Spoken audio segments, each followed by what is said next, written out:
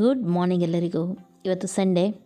ಮೊನ್ನೆ ನಾನು water purify ಬಗ್ಗೆ ಹೇಳುವಾಗ ಸುಮಾರು ಜನ ಕೇಳ್ತಾಯಿದ್ರು ನಮಗೆ ಇನ್ನೊಮ್ಮೆ ತೋರಿಸಿ ಅಂತ. ಆಲ್ರೆಡಿ ಇದರ ಬಗ್ಗೆ ನಾನು ಕರೆಕ್ಟಾಗಿ ಡೀಟೇಲ್ ವಿಡಿಯೋ ಹಾಕಿದ್ದೀನಿ. ಯಾರಾದರೂ ನೋಡಲಿಲ್ಲದಿದ್ದರೆ ಡಿಸ್ಕ್ರಿಪ್ಷನಲ್ಲಿ ಇದೆ.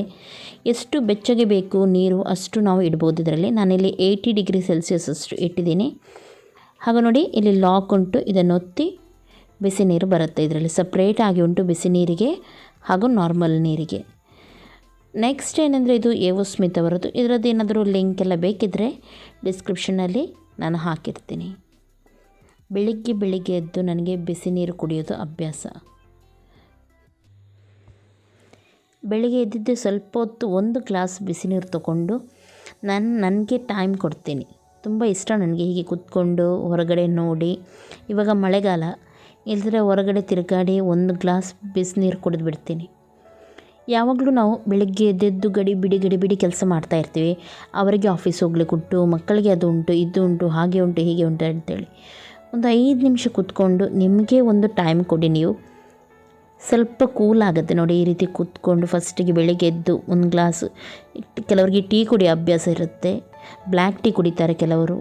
ನಿಮಗೆ ಏನು ಬೇಕು ನೋಡಿ, ಆ ರೀತಿ ಕೂತ್ಕೊಂಡು ಸ್ವಲ್ಪ ಹೊತ್ತು ರಿಲ್ಯಾಕ್ಸ್ ಮಾಡಿ. ಎದ್ದಿದ್ದೇ ಅಡುಗೆ ರೂಮಿಗೆ ಓಡಾಡಬೇಡಿ. ಯಾಕೆ ಗೊತ್ತುಂಟ, ಇಡೀ ದಿನ ನಮಗೆ ಇರುವಂಥದ್ದೇ ಕೆಲಸ. ನನಗೆ ತುಂಬ ಇಷ್ಟ ಈ ರೀತಿ ಕೂತ್ಕೊಳ್ಳೋದು, ಹೊರಗಡೆ ಸ್ವಲ್ಪ ನೋಡೋದು, ಅಥವಾ ಏನಾದರೂ ಇವತ್ತಿನ ದಿನಕ್ಕೆ ಏನೆಲ್ಲ ಮಾಡಬೇಕು ಅಂತ ಪ್ಲ್ಯಾನ್ ಹಾಕೋದು. ಬೆಳಗ್ಗಿನ ನನ್ನ ಈ ಡ್ಯೂಟಿ, ಇದರಿಂದ ನನ್ನ ಇಡೀ ದಿನ ಒಳ್ಳೆಯದಾಗಿ ಹೋಗುತ್ತೆ. ನೆಕ್ಸ್ಟ್ ನಾನು ಎದ್ದಿದ್ದೆ ಜೆನ್ನಿ ಒಳಗೆ ಬಂದು ಕೂತ್ಕೊಳ್ತಾನೆ. ಅವನಿಗೆ ಪೆಡಿಗ್ರಿ ಕೊಡೋದು ಫಸ್ಟಿಗೆ, ಅವನ ಹತ್ರ ಸ್ವಲ್ಪ ಮಾತಾಡೋದು. ನೆಕ್ಸ್ಟ್ ನನ್ನ ಗಿಡಗಳ ಹತ್ರ ಹೋಗೋದು. ಯಾವ ಗಿಡ ಏನಾಗಿದೆ, ಎಷ್ಟು ಕೊಂಬೆ ಬಂದಿದೆ, ಎಷ್ಟು ರೆಂಬೆ ಬಂದಿದೆ, ಯಾವುದು ಎಕ್ಸ್ಟ್ರಾ ಬೆಳೆದಿದೆ, ಏನಾಗಿದೆ, ಹಾಳಾಗಿದೆ ಎಲ್ಲಿ, ಇದೆಲ್ಲ ನೋಡೋದು ನನಗೆ ಇಂಟ್ರೆಸ್ಟ್. ಬೆಳಗ್ಗಿನ ಸ್ವಲ್ಪ ಟೈಮ್ ನಾನು ಇದಕ್ಕೆ ಕೊಡ್ತೀನಿ. ಆಮೇಲೆ ಎದ್ದು ನನ್ನ ಡೈಲಿ ರೂಟೀನ್ ಸ್ಟಾರ್ಟ್. ಟೀ ಇಟ್ಟಿದ್ದೀನಿ, ಟೀ ಮಾಡಲಿಕ್ಕೆ ಒಂದು ಸೈಡ್. ಇದಕ್ಕೆ ನಾನು ಶುಂಠಿಯನ್ನು ಜಜ್ಜಿ ಹಾಕಿದ್ದೀನಿ. ಬೆಳಗ್ಗೆ ಇವಾಗ ಹೆಚ್ಚಾಗಿ ಶುಂಠಿ ಟೀನೇ ನಾವು ಕುಡಿತೀವಿ, ಇಲ್ದಿದ್ರೆ ಟರ್ಮರಿಕ್ ಟೀ ಕುಡಿತೀವಿ. ಇದರಿಂದ ಏನಾಗುತ್ತೆ, ಹ್ಯುಮಿನಿಟಿ ಕೂಡ ಹೆಚ್ಚಾಗುತ್ತೆ. ನೆಕ್ಸ್ಟ್ ಏನಂದರೆ, ಶೀತ ಕೆಮ್ಮು ಎಲ್ಲ ಬಾರದಾಗೆ ಸ್ವಲ್ಪ ಪ್ರಿವೆಂಟ್ ಮಾಡೋದು ಮೊದಲೇ ನಾವು ಹಾಗೆ. ಆಮೇಲೆ ನಾನಿವಾಗ ಬ್ರೇಕ್ಫಾಸ್ಟ್ ಮಾಡ್ತಾಯಿದ್ದೀನಿ. ಈ ಬ್ರೇಕ್ಫಾಸ್ಟ್ ರೆಸಿಪಿ ನಾನು ಆಲ್ರೆಡಿ ಹಾಕಿ ಆಗಿದೆ. ಹಾಗಾಗಿ ಯಾರಾದರೂ ನೋಡಲಿಲ್ಲದಿದ್ದರೆ ನನ್ನ ಡಿಸ್ಕ್ರಿಪ್ಷನಲ್ಲಿ ಕೂಡ ಇದೆ, ಹಾಗೂ ನನ್ನ ಪ್ರಿಯಾಸ್ ರೆಸಿಪಿ ಚಾನಲಲ್ಲಿ ಇದೆ. ಹಾಗಾಗಿ ನೀವು ಅಲ್ಲಿಂದ ನೋಡ್ಬೋದು. ಉಪ್ಪಿಟ್ಟು ಮಕ್ಕಳಿಗೆ ನನ್ನ ಅಷ್ಟು ಇಷ್ಟ ಇಲ್ಲ, ದೊಡ್ಡವನಿಗೆ ಮೇಯ್ನಾಗಿ. ಹಾಗಾಗಿ ನಾನೇನು ಮಾಡ್ತೀನಿ, ರವೆ ತಂದು ಉಪ್ಪಿಟ್ಟು ಮಾಡಲ್ಲ, ಅದರ ಬದಲು ಈ ರೀತಿ ಏನಾದರೂ ಮಾಡ್ತಾನೆ ಇರ್ತೀನಿ ಬೆಳಗ್ಗೆ. ಇದರಿಂದ ಅವನಿಗೆ ಉಪ್ಪಿಟ್ಟು ರೀತಿ ಆದರೂ ತಿನ್ನಲಿಕ್ಕೆ ಸ್ವಲ್ಪ ಟೇಸ್ಟ್ ಬೇರೆ ಇರುತ್ತಲ್ವ, ಹಾಗೂ ನೋಡಲಿಕ್ಕೂ ಬೇರೆ ರೀತಿ ಇರುತ್ತೆ. ಸ್ವಲ್ಪ ಮಕ್ಕಳಿಗೆ ಮಂಗ ಮಾಡೋದು ಅಂತ ಹೇಳ್ತಾರೆ ನೋಡಿ, ಆ ರೀತಿ. ಸಣ್ಣಕ್ಕಿಂತಲೂ ಮಕ್ಕಳಿಗೆ ಯಾವ ರೀತಿ ಹ್ಯಾಂಡಲ್ ಮಾಡಬೇಕಂತ ಅಮ್ಮನಿಗೆ ಬಿಟ್ಟರೆ ಬೇರೆ ಯಾರಿಗೂ ಗೊತ್ತಿರಲ್ಲ. ಓಕೆ, ಇವಾಗ ಅವರು ಒಂದು ತಿನ್ನಲ್ಲ ಅಂತಾದರೆ ಅದನ್ನೇ ಏನಾದರೂ ಮಾಡಿ ಬೇರೆ ರೀತಿ ಕೊಡಿಸೋದು ನಮ್ಮ ತಾಯಂದಿರ ಕೆಲಸ ಅಂತ ಹೇಳ್ತಾರೆ ನೋಡಿ, ಹಾಗೆ. ಇವಾಗ ನಾನು ಅದನ್ನೇ ಬೆಳಗಿನ ಬ್ರೇಕ್ಫಾಸ್ಟಿಗೆ ಮಾಡ್ತಾಯಿದ್ದೀನಿ. ಓಕೆ ನೋಡಿ, ಈ ರೀತಿ ಮಾಡಿ ಇದನ್ನು ಸ್ವಲ್ಪ ಆಯಿಲಲ್ಲೆಲ್ಲ ಫ್ರೈ ಮಾಡಿದರೆ ತುಂಬ ಚೆನ್ನಾಗಾಗುತ್ತೆ.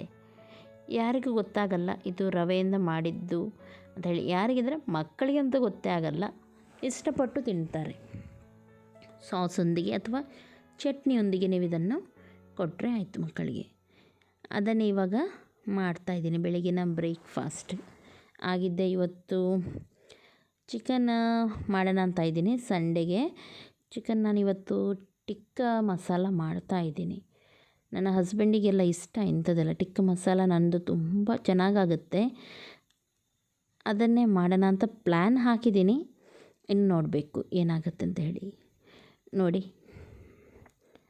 ಆಗಿದೆ.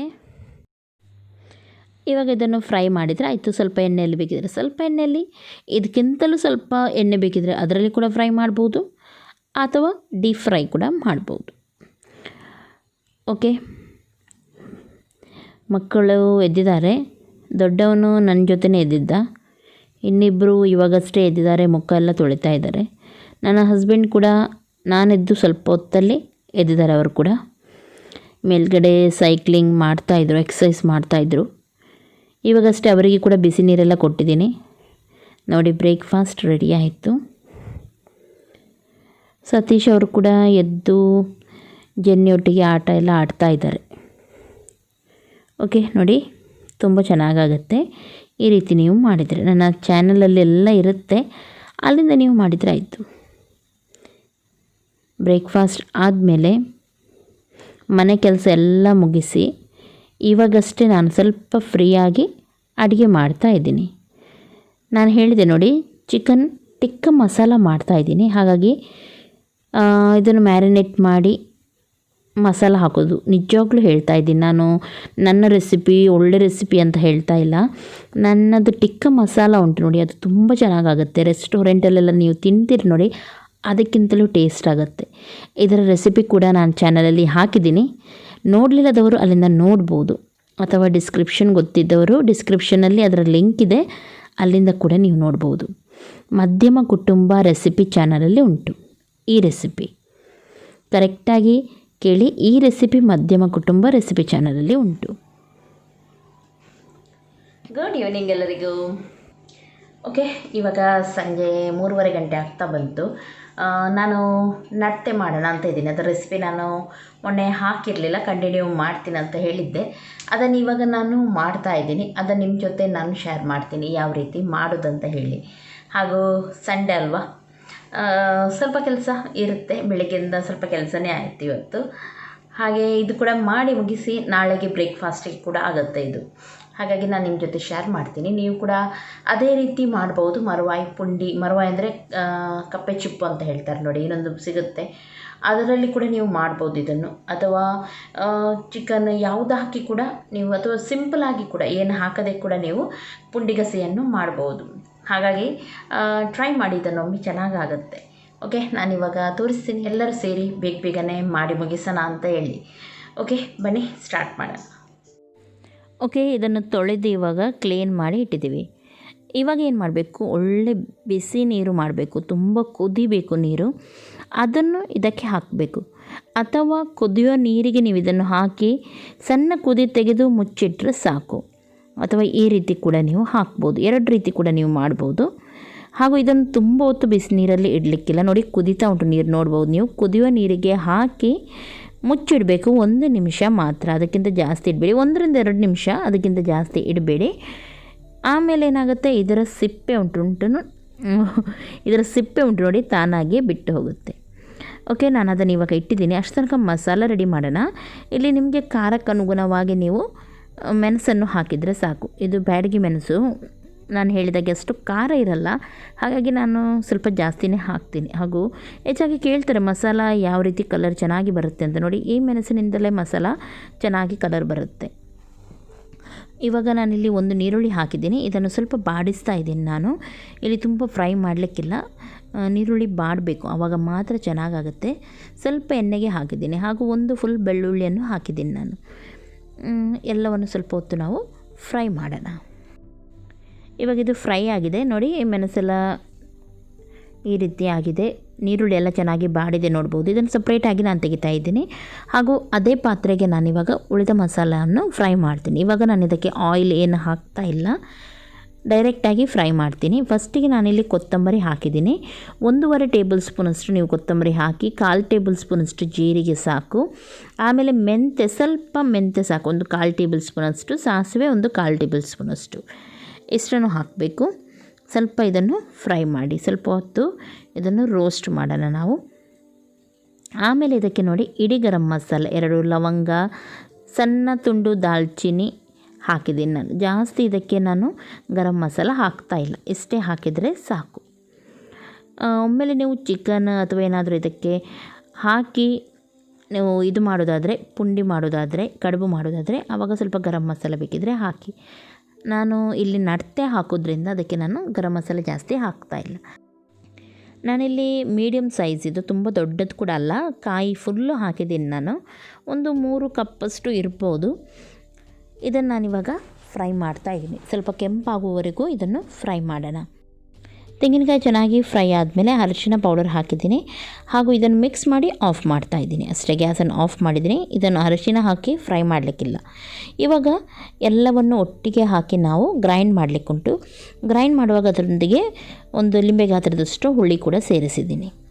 ನೋಡಿ ನಡ್ತೆ ನೋಡಿ ಇವಾಗ ಬಿಟ್ಟಿದೆ, ನೋಡ್ಬೋದು. ನೀರು ತೆಗೆದಿದ್ದೀನಿ ನಾನು. ನೋಡಿ ಇದರ ಮೇಲಿನ ಸಿಪ್ಪೆ ಈ ರೀತಿ ಬರುತ್ತೆ. ಹಾಗೂ ಹಿಂದ್ಗಡೆ ಉಂಟು ನೋಡಿ, ನಾನು ಈ ರೀತಿ ಚಾಕುವಿಂದ ತೆಗೆದು ಕ್ಲೀನ್ ಮಾಡ್ತಾ ಇದ್ದೀನಿ. ಅದರದ್ದು ಕಪ್ಪು ಒಂದಿರುತ್ತೆ, ಅದನ್ನು ನಾನು ತೆಗಿತಾ ಇದ್ದೀನಿ. ಕೆಲವರು ತೆಗಿತಾರೆ, ಕೆಲವರು ಹಾಗೇ ಬಿಡ್ತಾರೆ, ಅವರವರ ಇಷ್ಟ. ಆದರೆ ನಾನು ಅದನ್ನು ಕ್ಲೀನ್ ಮಾಡ್ತೀನಿ ನೋಡಿ ಈ ರೀತಿ. ಬೇಕಿದ್ದರೆ ಒಳಗಡೆ ಮಾಂಸ ಕೂಡ ತೆಗೆದು ನೀವು ಸುಕ್ಕ ಎಲ್ಲ ಮಾಡ್ಬೋದು. ನೋಡಿ ಕಡ್ಡಿ ಏನಾದರೂ ಹಾಕಿ ಈ ರೀತಿ ತೆಗೆದರೆ ಒಳಗಡೆ ಮಾಂಸ ಕರೆಕ್ಟಾಗಿ ಬರುತ್ತೆ. ಇದನ್ನು ತೆಗೆದು ನೀವು ಸುಕ್ಕ ಬೇಕಿದ್ದರೂ ಮಾಡ್ಬೋದು. ಈ ರೀತಿ ಇದನ್ನು ಕ್ಲೀನ್ ಮಾಡೋದು. ಕೆಲವರಂತ ಗುಳ್ಳೆ ಅಂತ ಹೇಳಿದರು, ಇನ್ನು ಕೆಲವರು ಗದ್ದೆ ಚಿಪ್ಪು ಏನೋ ಹೇಳ್ತಾಯಿದ್ರು.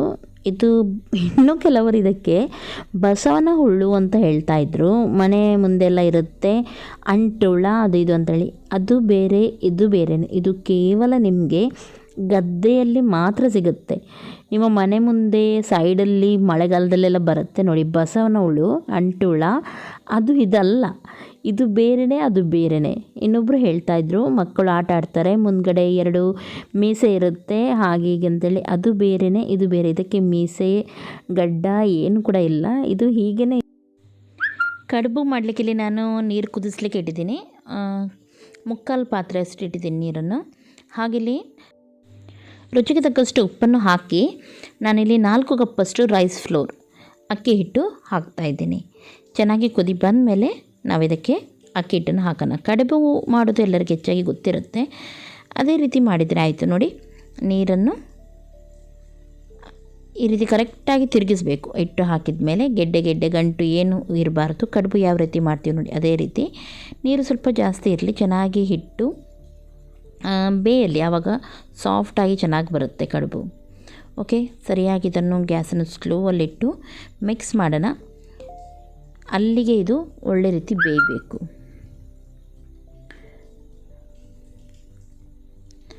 ನೋಡ್ತಾ ಇದ್ದೀರಲ್ಲ, ಇವಾಗ ಗಟ್ಟಿ ಆಗ್ತಾ ಬರ್ತಾ ಉಂಟು. ಈ ರೀತಿ ಬರಬೇಕು ಹಿಟ್ಟು. ನೋಡಿ ನೀರೆಲ್ಲ ಹೀರ್ಕೊಂಡಿದೆ. ಇವಾಗ ನೋಡಿ ಹಿಟ್ಟು ಪರ್ಫೆಕ್ಟಾಗಿ ಬಂದಿದೆ.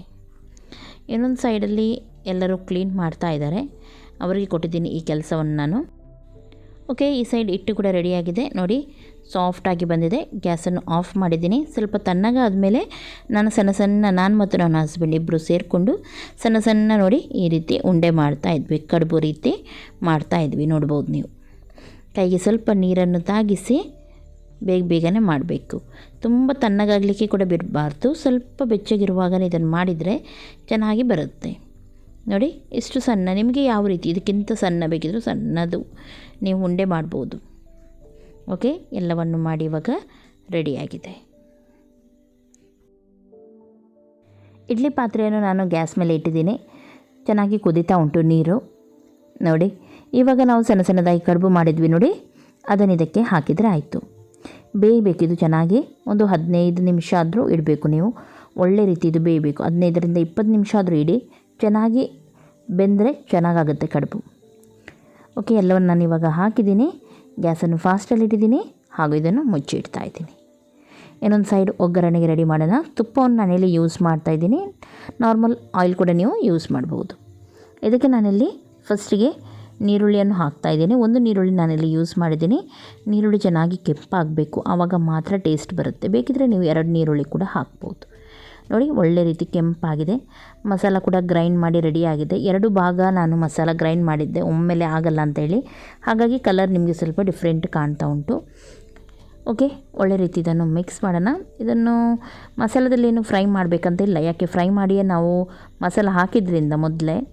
ಇವಾಗ ಎಣ್ಣೆಯಲ್ಲಿ ಇದನ್ನು ನಾವು ಫ್ರೈ ಮಾಡಬೇಕಂತ ಇಲ್ಲ. ಸ್ವಲ್ಪ ನಾನು ಇದಕ್ಕೆ ಕರಿಬೇವು ಸೊಪ್ಪನ್ನು ಹಾಕಿದ್ದೀನಿ, ಸಣ್ಣದಾಗಿ ಕಟ್ ಮಾಡಿದ್ದೆ. ಬೇಕಾಗುವಷ್ಟು ಇದಕ್ಕೆ ನೀರನ್ನು ಸೇರಿಸೋಣ. ತುಂಬ ತೆಳುವೂ ಅಲ್ಲ, ತುಂಬ ದಪ್ಪನೂ ಅಲ್ಲ, ಆ ರೀತಿ ಇಡಬೇಕು. ಯಾಕೆಂದರೆ ಕಡುಬು ಎಲ್ಲ ಹಾಕಿ ಆದಮೇಲೆ ಏನಾಗುತ್ತೆ, ಎಲ್ಲ ಹೀರ್ಕೊಳ್ಳುತ್ತೆ, ಡ್ರೈ ಆಗುತ್ತೆ. ಹಾಗಾಗಿ ಸ್ವಲ್ಪ ನೀರಾಗಿದ್ದರೂ ಪರವಾಗಿಲ್ಲ, ತುಂಬ ನೀರಲ್ಲ. ಈ ರೀತಿ ರುಚಿಗೆ ತಕ್ಕಷ್ಟು ಉಪ್ಪನ್ನು ಸೇರಿಸೋಣ. ನೋಡಿ ಇವಾಗ ಕುದೀತಾ ಉಂಟು ನೋಡಿ. ಇವಾಗ ಇದಕ್ಕೆ ನಾನು ಕ್ಲೀನ್ ಮಾಡಿಟ್ಟ ನಡತೆಯನ್ನು ಹಾಕ್ತಾಯಿದ್ದೀನಿ. ಹಾಕಿ ಕುದಿ ಬರುವಾಗ ನಾನು ಆಮೇಲೆ ಇದಕ್ಕೆ ಕಡುಬನ್ನು ಹಾಕ್ತೀನಿ. ಫಸ್ಟಿಗೆ ಇದು ಚೆನ್ನಾಗಿ ಬೇಯಲಿ. ಇನ್ನೊಂದು ಸೈಡ್ ಕಡುಬು ಕೂಡ ಆಗಿದೆ, ರೆಡಿಯಾಗಿದೆ. ಕೆಳಗಿಟ್ಟು ಸ್ವಲ್ಪ ತಣ್ಣಗಾಗ್ಲಿಕ್ಕೆ ಇಟ್ಟಿದ್ದೀನಿ. ಆಮೇಲೆ ಇದಕ್ಕೆ ಸೇರಿಸೋಣ ಅಂತ ಹೇಳಿ. ಓಕೆ ನೋಡಿ, ಇವಾಗ ಇಲ್ಲಿ ಕುದೀತಾ ಉಂಟು. ಕುದಿಯುವಾಗ ಇದಕ್ಕೆ ನಾವು ಕಡುಬನ್ನು ಹಾಕಿದರೆ ಆಯಿತು. ಕಡುಬು ಹಾಕಿ ಚೆನ್ನಾಗಿ ಒಂದು ಕುದಿ ತೆಗೆದು ಆಮೇಲೆ ಗ್ಯಾಸನ್ನು ಆಫ್ ಮಾಡಿ ಇಡಿ. ನಾಳೆ ಬೆಳಿಗ್ಗೆ ಆಗುವಾಗ ಫುಲ್ ಇದು ಡ್ರೈ ಆಗಿರುತ್ತೆ, ಎಲ್ಲ ಚೆನ್ನಾಗಿ ಹೀರ್ಕೊಂಡು ತಿನ್ನಲಿಕ್ಕೆ ಸೂಪರಾಗುತ್ತೆ. ಆವಾಗ ತಿನ್ನೋದಕ್ಕಿಂತ ಇದನ್ನು ಒಂದಿನ ಮೊದಲು ಮಾಡಿ ನೆಕ್ಸ್ಟ್ ತಿಂದರೆ ಒಂಥರ ಟೇಸ್ಟ್. ಓಕೆ, ಎಲ್ಲವನ್ನು ಹಾಕಿದ್ದೀನಿ. ಇವಾಗ ಮುಚ್ಚಿಡೋಣ, ಕುದಿ ಬರಲಿ. ಇಷ್ಟೇ ಮಾಡಲಿಕ್ಕಿರೋದು. ಬೇಕಿದ್ದರೆ ಕೊತ್ತಂಬರಿ ಸೊಪ್ಪನ್ನು ಹಾಕ್ಬೋದು. ನೀವು ಈಸಿಯಲ್ಲಿ ಇದನ್ನು ಮಾಡ್ಬೋದು ನೋಡಿ. ತುಂಬ ಟೇಸ್ಟ್ ಆಗುತ್ತೆ ಇದು, ಟ್ರೈ ಮಾಡಿ ಒಮ್ಮೆ. ಓಕೆ, ಇವಾಗಷ್ಟೇ ಕೆಲಸ ಮುಗಿಯಿತು. ಸ್ವಲ್ಪ ಡೆಟಾಲ್ ಎಲ್ಲ ಹಾಕಿ ಕಿಚನ್ ಟವಲ್ಸ್ ಎಲ್ಲ ಇದೆ ನೋಡಿ, ಅದನ್ನೆಲ್ಲ ಸ್ವಲ್ಪ ವಾಶ್ ಮಾಡಲಿಕ್ಕೆ ಹಾಕಿದ್ದೆ ವಾಷಿಂಗ್ ಮಿಷಿನಲ್ಲಿ. ಅದನ್ನೇ ಇವಾಗ ತೆಗೆದು ಒಣಗಿಸ್ಲಿಕ್ಕೆ ಹಾಕ್ತಾ ಇದ್ದೀನಿ. ಡೆಟಾಲ್ ಹಾಕಿ ಎಲ್ಲವನ್ನು ಕ್ಲೀನ್ ಮಾಡಿದೆ ಒಮ್ಮೆ. ಮಾಸ್ಕ್ ಎಲ್ಲ ಇತ್ತು ನೋಡಿ, ಹೊರಗಡೆ ನಾವು ಹಾಕ್ತೀವಿ ಮಾಸ್ಕ್, ಮತ್ತು ಇದು ಕಿಚನ್ ಟವಲ್ಸ್, ಮತ್ತು ಇನ್ನೂ ನನಗೆ ಸ್ವಲ್ಪ ಮ್ಯಾಟ್ ಎಲ್ಲ ಉಂಟು, ಅದನ್ನು ಕೂಡ ತೊಳೆದು ಹಾಕಲಿಕ್ಕೆ ಉಂಟು. ಎಲ್ಲ ಕ್ಲೀನ್ ಮಾಡಿ ಒಮ್ಮೆ ಇಟ್ಬಿಡೋಣ ಅಂತ ಹೇಳಿ. ಬಿಸಿಲಿರುವಾಗ ಅಷ್ಟು ಚಿಂತೆ ಇರಲ್ಲ, ಮ್ಯಾಟೆಲ್ಲ ತೊಳೆದು ಹೊರಗಡೆ ಬೇಗನೆ ಹಾಕಿ ಒಣಗ್ತಿತ್ತು. ಇವಾಗ ಮಳೆಗಾಲದಲ್ಲಿ ಸ್ವಲ್ಪ ತೊಂದರೆ. ವಾಷಿಂಗ್ ಮಿಷಿನ್ ಇದ್ದರೆ ಪರವಾಗಿಲ್ಲ, ಅದರಲ್ಲಿ ಹಿಂಡಿ ತೆಗೆದು ಕೊಡುತ್ತೆ. ಅದನ್ನೊಮ್ಮೆ ಗಾಳಿಗೆ ಹಾಕಿದರೆ ಆಯಿತು, ಫ್ಯಾನ್ ಗಾಳಿಗೆ ಅಥವಾ ಯಾವುದಕ್ಕಾದರೂ. ಹಾಲಲ್ಲಿ ಹಾಕೋದು ನೈಟ್ ಟೈಮಲ್ಲಿ, ನಾನು ನೈಟಿಗೆ ಅದನ್ನು ಒಗೆಯೋದು. ಹಾಗೂ ಮಲಗೋದಕ್ಕಿಂತ ಮುಂಚೆ ಎಲ್ಲ ಹಾಲಲ್ಲೆಲ್ಲ ಹಾಕಿ ಮಲಗಿದರೆ ನೆಕ್ಸ್ಟ್ ಬೆಳಿಗ್ಗೆ ಏಳುವಾಗ ಎಲ್ಲ ಒಣಗಿರುತ್ತೆ. ಅದರ ಜಾಗದಲ್ಲಿ ಆಮೇಲೆ ಹಾಕಿದರೆ ಆಯಿತು ಅಂತ ಹೇಳಿ. ಓಕೆ, ಅಡುಗೆ ರೂಮಿದ್ದು ಕೆಲಸ ಎಲ್ಲ ಆಯಿತು. ಮಿಕ್ಸಿ ಎಲ್ಲ ಕ್ಲೀನ್ ಮಾಡಿ ಎಲ್ಲ ಕಡೆ ಕ್ಲೀನ್ ಮಾಡಿ ಇಡ್ತಾಯಿದ್ದೀನಿ.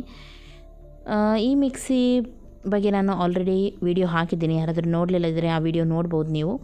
ತುಂಬ ಯೂಸ್ಫುಲ್ ಆದ ಮಿಕ್ಸಿ ಇದು. ನೆಕ್ಸ್ಟ್ ಸ್ವಲ್ಪ ಇದು ಕೂಡ ತೊಳೆದು, ಮೆಣಸು ಕೂಡ ತಂದಿದ್ರು, ತೊಳೆದು ಅದರ ದಂಟು ತೆಗೆದು ಫ್ರಿಜ್ಜಲ್ಲಿ ಇಡ್ತಾ ಇದ್ದೀನಿ. ಇದರಿಂದ ತುಂಬ ಈಸಿ ಆಗುತ್ತೆ ಯಾವಾಗಲಾದರೂ ಕೆಲಸ ಮಾಡುವಾಗ. ನಾನು ಡಬ್ಬದಲ್ಲಿ ಹಾಕಿ ಬಿಡೋದು, ಚೂರು ಕೂಡ ಹಾಳಾಗಲ್ಲ ದಂಟು ತೆಗೆದ್ರು ನಾವು ಈ ರೀತಿ ಇಟ್ಟರೆ. ಓಕೆ, ಈ ವಿಡಿಯೋವನ್ನು ಕೂಡ ಇಲ್ಲಿಗೆ ನಾನು ಎಂಡ್ ಮಾಡ್ತಾ ಇದ್ದೀನಿ. ನಾಳೆಗೆ ನನಗೆ ಚಿಕನ್ ಪಿಕ್ಕಲ್ನೆಲ್ಲ ಮಾಡಲಿಕ್ಕೆ ಉಂಟು. ಅದನ್ನು ನಿಮ್ಮ ಜೊತೆ ನಾನು ಖಂಡಿತವಾಗ್ಲೂ ಶೇರ್ ಮಾಡ್ತೀನಿ. ಚಿಕನ್ ಪಿಕ್ಕಲೆಲ್ಲ ಮಾಡಿ ಇಟ್ಟರೆ, ಉಪ್ಪಿನಕಾಯಿ ಎಲ್ಲ ಹಾಕಿ ಇಟ್ಟರೆ ಈಗ ಮಳೆಗಾಲದಲ್ಲಿ ಸ್ವಲ್ಪ ಗಂಜಿಯೊಂದಿಗೆ ತಿನ್ನಲು ಚೆನ್ನಾಗಾಗುತ್ತೆ. ಹೊರಗಡೆ ಜಾಸ್ತಿ ನಮಗೆ ಓಡಾಡಲಿಕ್ಕೆ ಕೂಡ ಆಗಲ್ಲ. ಏನಿಲ್ಲದಾಗ ಅದು ಸ್ವಲ್ಪ ಸೈಡಲ್ಲಿ ಇರುತ್ತೆ ಅಂತ ಹೇಳಿ. ಓಕೆ, ನಾಳೆ ಸಿಗ್ತೀನಿ. ವೆಯ್ಟ್ ಮಾಡಿ ನನಗೋಸ್ಕರ.